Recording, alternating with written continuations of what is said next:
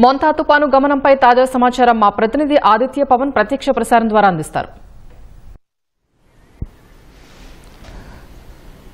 మోంతా తుఫాను ప్రస్తుతం పశ్చిమ మధ్య బంగాళాఖాతంలోనే తుఫాన్గా కొనసాగుతుంది. ఈ మధ్యాహ్నం 12 గంటల సమయానికి ఇది తీవ్ర తుఫాన్గా మారే అవకాశం ఉందని తుఫాను హెచ్చరికల కేంద్రం విశాఖపట్నం స్పష్టం చేస్తోంది. ప్రస్తుతం వరకు గంటకి 17 కిలోమీటర్ల వేగంతో ఈ మోంతా తుఫాను కదులుతుంది. ఈ ప్రభావం అంతా కూడా కోస్తాంధ్ర మీద ఈరోజు ఉదయం నుంచి తీరం దాటే వరకు కనిపిస్తుందని వాతావరణ అధ్యయన నిపుణులు స్పష్టం చేస్తున్నారు.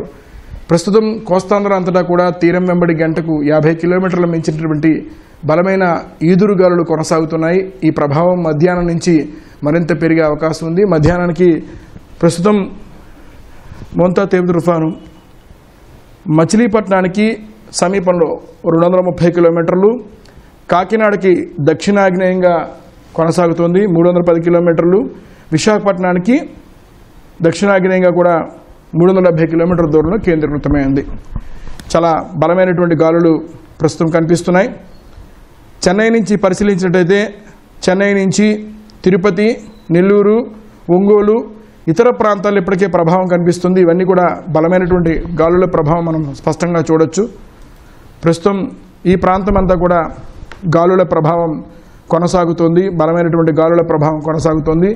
తుఫాను మచిలీపట్నం, కాకినాడ మధ్య తీరం దాటే అవకాశం ఉందని వాతావరణ అధికారులు స్పష్టం చేస్తున్నారు. ఇక్కడ మనం ఉదయం 6 గంటల ప్రాంతంలో తీవ్ర తుఫానుగా మారే అవకాశం ఉందని విశాఖపట్నం వాతావరణ కేంద్రం, భారత వాతావరణ శాఖ కూడా స్పష్టం చేస్తుంది. 28వ తేదీ ఉదయం 6 గంటలకి తీవ్ర తుఫానుగా మారే అవకాశం ఉందని స్పష్టం చేస్తోంది. ఇంకా అధికారికంగా సమాచారం ఇవ్వవలసి ఉంది. మధ్యాహ్నం కూడా ఇది తీవ్ర తుఫానుగానే కొనసాగుతోంది. మనం చూడొచ్చు, ఇది కాకినాడ, మచిలీపట్నం నుంచి కాకినాడ మధ్య ప్రాంతంలో ఈ సాయంత్రం కానీ ఈ రాత్రి కానీ తీరం దాటే అవకాశం ఉన్నట్టుగా వాతావరణ శాఖ అధికారులు స్పష్టం చేస్తున్నారు. గడిచినటువంటి 6 గంటల్లో కూడా గంటకి 17 కిలోమీటర్ల వేగంతో ఈ తుఫాను కొనసాగింది. మొత్తం ఈ ప్రాంతాలంతా ఈరోజు రెడ్ అలర్ట్ జారీ చేశారు. మొత్తం కోస్తాంధ్ర అంతటా కూడా రెడ్ అలర్ట్ జారీ చేశారు. రెడ్ అలర్ట్ జారీ చేశారు అంటే 20 సెంటీమీటర్లు మించినటువంటి వర్షపాతం నమోదయ్యే అవకాశం ఉంది. ఈ ప్రాంతం అంతా ఒడిశా ప్రాంతానికి, అలాగే ఇటు రాయలసీమ ప్రాంతానికి ఆరెంజ్ అలర్ట్ జారీ చేశారు. 12 నుంచి 20 కిలోమీటర్ల వర్షపాతం నమోదయ్యే అవకాశం ఉంది. తెలంగాణకు కూడా ఆరెంజ్ అలర్ట్ ఇచ్చారు. 12 నుంచి 20 సెంటీమీటర్ల వర్షపాతం నమోదయ్యేటువంటి అవకాశం ఉంది. తుఫాను మధ్యాహ్నం నుంచి కూడా బలమైన ప్రభావం చూపించేటువంటి అవకాశం స్పష్టంగా కనిపిస్తుంది. అయితే తుఫాను దగ్గరికి వచ్చే సమయంలో వేగం 80 కిలోమీటర్ల వేగంతో ఉండేటువంటి అవకాశం మనకి స్పష్టంగా తెలుస్తుంది. తుఫాను తీరం వెంబడి తీరం దగ్గరికి వచ్చే కొద్దీ కూడా దీని యొక్క వేగం పెరిగేటువంటి అవకాశం ఉంది. ఈరోజు మధ్యాహ్నం నుంచి కూడా బలమైనటువంటి గాలులతో పాటు తుఫాను వేగం కూడా బలంగా కనిపిస్తుంది. విశాఖపట్నం నుంచి చెన్నై వరకు ఉన్నటువంటి ఈ ప్రాంతం అంతా కూడా ఈ ప్రభావం కనిపిస్తుంది. ప్రస్తుతం బలమైనటువంటి ఈదురుగాలులు కొనసాగుతున్నాయి. మధ్యాహ్నం నుంచి ఈదురుగాలుల ప్రభావం కొనసాగే అవకాశం ఉంది. ఇప్పటికే నెల్లూరు, అలాగే రాయలసీమ ప్రాంతంలో మొత్తం 8 జిల్లాలకి ఆకస్మిక వరదల ముప్పు ఇప్పటికే వాతావరణ కేంద్రం జారీ చేసింది. విశాఖపట్నం, విజయనగరం, ప్రకాశం, నెల్లూరుతో పాటు కడప, కర్నూలు, అనంతపురం, చిత్తూరు ఈ ప్రాంతాలకి ఆకస్మిక వరదల ముప్పు వచ్చే అవకాశం ఉంది. 20 సెంటీమీటర్లు మించిన వర్షపాతం నమోదయ్యే అవకాశం ఉంది. ప్రస్తుతం ఇది మనకి స్పష్టంగా కనిపిస్తుంది. ఈ ప్రాంతం అంతా కూడా బలమైనటువంటి ఈదురుగాలు కొనసాగుతున్నాయి. అక్టోబర్ 22 నుంచి నవంబర్ సమయంలో అక్టోబర్ 2వ వారము, నవంబర్ 2వ వారము ఈ ప్రాంతంలో ఎక్కువగా తుఫాన్లంతా కూడా పశ్చిమ మధ్య బంగాళాఖాతం, నైరుతి బంగాళాఖాతంలోనే తీరం దాటినట్టుగా మనకు తెలుస్తోంది. ఓగ్ని తుఫాన్, జల్ తుఫాన్, అలాగే హుద్హుద్ తుఫాన్ విశాఖపట్నంలో తీరం దాటింది. తిత్లీ కూడా అక్టోబర్ సమయంలోనే ఏర్పడినటువంటి తుఫాను.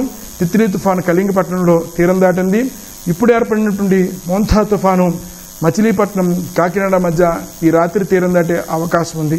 ముఖ్యంగా ఈ సమయంలో తుఫాన్లు ఏర్పడడానికి అనుకూలమైనటువంటి వాతావరణం ఉంటుందనేటువంటి అభిప్రాయాన్ని వాతావరణ అధ్యయన నిపుణులు వ్యక్తపరుస్తున్నారు.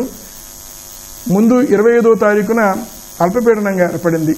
క్రమేపీ పశ్చిమ వాయు దిశగా ప్రయాణం చేసి బలపడింది, వాయుగుండంగా బలపడింది, తీవ్ర వాయుగుండంగా బలపడింది. తీవ్ర వాయుగుండం తుఫానుగా మారింది. తుఫాను కాస్త ఇప్పుడు తీవ్ర తుఫానుగా మారేటువంటి ప్రక్రియలో ఉంది. కొద్దిసేపట్లోనే తీవ్ర తుఫానుగా మారినట్టు వాతావరణ శాఖ అధికారికంగా కూడా దీనికి సంబంధించిన సమాచారాన్ని జారీ చేస్తుంది. తీవ్ర తుఫానుగానే కొనసాగుతుంది. అంటే ఈ ఉదయం నుంచి కూడా తీరం దాటే వరకు కూడా తీవ్ర తుఫానుగానే కొనసాగి తీవ్ర తుఫాను తీరం దాటిన తర్వాత తిరిగి మళ్ళీ తుఫాను, తిరిగి మళ్ళీ తీవ్ర వాయుగుండంగా క్రమేపీ బలహీనపడుతుంది. మనం తుఫాను యొక్క ఈ గమనాన్ని పరిశీలించినట్టయితే ఈ రేఖ తుఫాను యొక్క గమనాన్ని స్పష్టం చేస్తుంది. మనం చూడొచ్చు, ప్రస్తుతం అయితే మచిలీపట్నానికి సమీపంలోను, కాకినాడకి 310 కిలోమీటర్లు, విశాఖపట్నానికి 370 కిలోమీటర్ల దూరంలో ప్రస్తుతం ఈ తుఫాను కొనసాగుతుంది. తీవ్ర తుఫానుగా మారుతుంది. తీవ్ర తుఫానుగా మారిన తర్వాత ఈ ప్రభావం మరింత ఎక్కువ ఉంటుంది. ఈరోజు మధ్యాహ్నం నుంచి కూడా ఈ ప్రభావం చాలా స్పష్టంగా కనిపించే అవకాశం ఉంది. ఇప్పటికే ఒంగోలు, నెల్లూరు, చిత్తూరు ఈ ప్రాంతాలలో బలమైనటువంటి వర్షాలు పడుతున్నాయి, భారీ వర్షాలు పడుతున్నాయి. ఇప్పటికే ఫ్లాష్ ఫ్లడ్ అలర్ట్ను కూడా వాతావరణ శాఖ జారీ చేసింది. వాతావరణ శాఖ సూచన ప్రకారంగానే, వాతావరణ శాఖ ముందస్తుగా చెప్పిన విధంగానే ప్రస్తుతం ఈ ప్రాంతం అంతా కూడా భారీ వర్షాలు నమోదవుతున్నాయి. నెల్లూరు, ఒంగోలు, కడప, కర్నూలు, చిత్తూరు ప్రాంతాలలో బలమైనటువంటి వర్షాలు పడుతున్నాయి. ఇవి 10 సెంటీమీటర్లు మించినటువంటి వర్షపాతం నమోదే అవకాశం ఉంది. అలాగే బలమైనటువంటి గాలులు కొనసాగుతున్నాయి. ఈ ప్రాంతంలో ప్రస్తుతం ఒంగోలు నుంచి మచిలీపట్నం, అలాగే ఒంగోలు నుంచి మచిలీపట్నం, ఒంగోలు, గుంటూరు, మచిలీపట్నం పరిసర ప్రాంతాల్లో బలమైనటువంటి గాలులు కొనసాగుతున్నాయి. తుఫాను గాలులు కూడా వీటికి తోడవుతున్నాయి. ఈ ప్రాంతంలో కూడా విశాఖపట్నం, కళింగపట్నం, విజయనగరం, అలాగే ఈ ప్రాంతాలంతా కూడా బలమైనటువంటి